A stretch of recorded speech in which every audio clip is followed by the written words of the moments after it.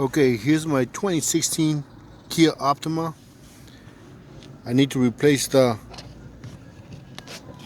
tail light bulb, and this is how it looks.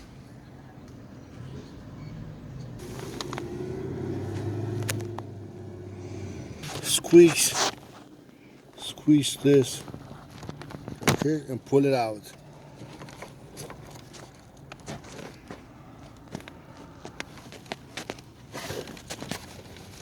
And this right here is where the light bulb is at.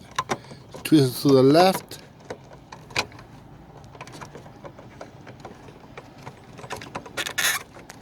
and there it is.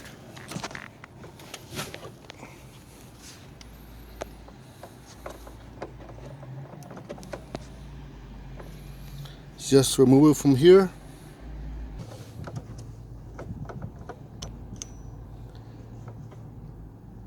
Now to go get the light bulb out the other parts. And this is the replacement. This is from Sylvania, 7528. And you want to look for these numbers right here.